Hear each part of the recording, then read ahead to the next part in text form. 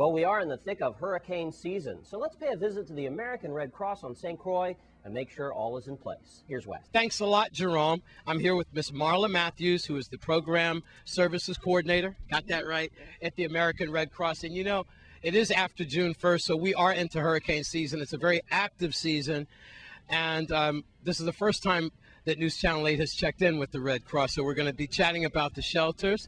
And I also want to say hi to my good friend, Miss Clarice Blake, who is one of the directors here. We understand that her mom passed away and she's grieving, and our hearts go out to Miss Blake from the American Red Cross and that family.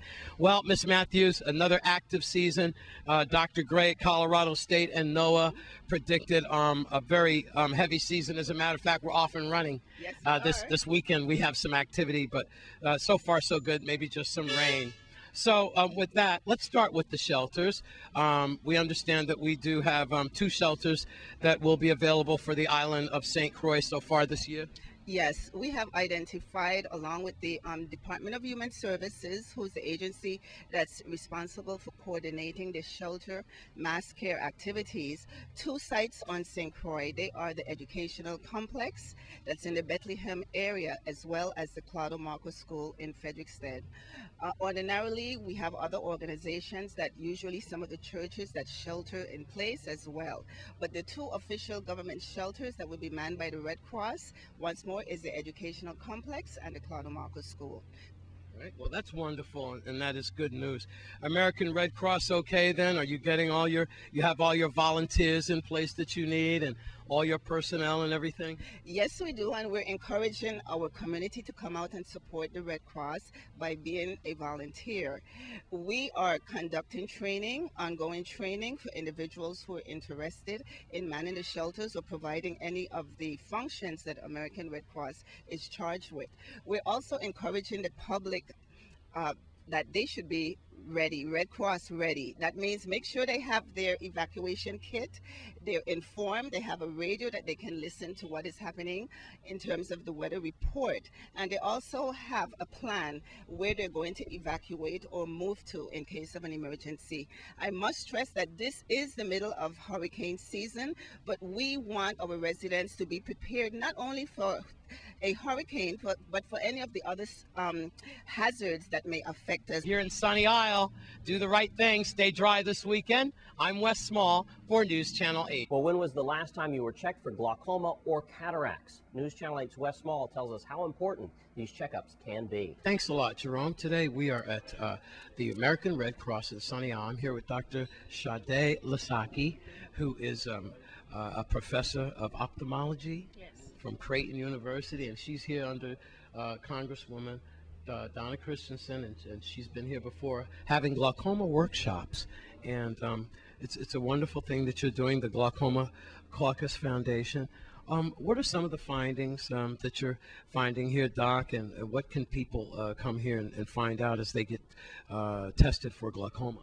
Yes, we're beginning to find out that a lot of individuals already know they have glaucoma, but they are not using their drops because they do not understand the difference between glaucoma and cataract. Also, we are picking up some new cases of glaucoma because glaucoma tends to run in families. It's one of the commonest causes of blindness in blacks and Hispanics. Individuals with high blood pressure and diabetes are also prone to glaucoma. That's very interesting. Of course, hypertension and diabetes is very prevalent in black culture and so forth. All right, what is the difference between glaucoma and cataracts? Cataract is when somebody has a blurry vision. They describe to the doctor that there's a film, and so the cataract is taken out. They have surgery, replaced the cataract with an intraocular lens, and the individual sees better. For glaucoma, glaucoma is a silent disease. There are no symptoms until someone is almost blind. And glaucoma is caused when there's pressure buildup in the eye that destroys the optic nerve. Individuals need to go for regular screening. And when you go to get your eyes checked for glasses, you should demand to be screened for glaucoma. Because recently the Congress has passed that individuals with Medicare can have reimbursement for checking their eyes for glaucoma. And so when an individual goes to an eye care provider, they should ask to be checked for glaucoma. Do these diseases hit any ages at all? Very common in individuals between the age of 40 and older. So with that, I'm here with Dr. Sade Lasaki. I got that right? Correct. All right, Wes. Here at the American Red Cross, it's all about your eyes. I'm Wes Small for News Channel 8. Thanks, Doc, and we appreciate you coming down to our territory and giving those fine checkups for us.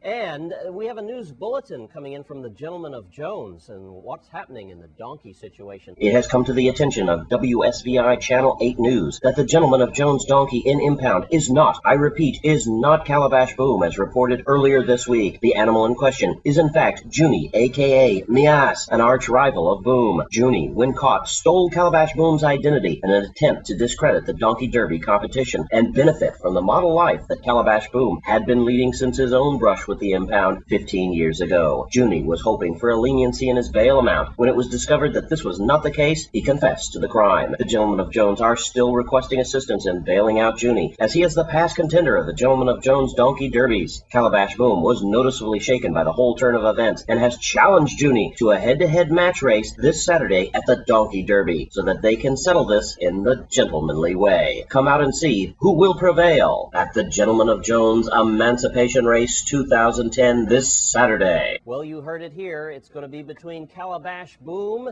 and Junie. Be sure and check out the Emancipation races this Saturday. And when we come back from this break, we'll take a look at your Sports 411 update. Stay with us.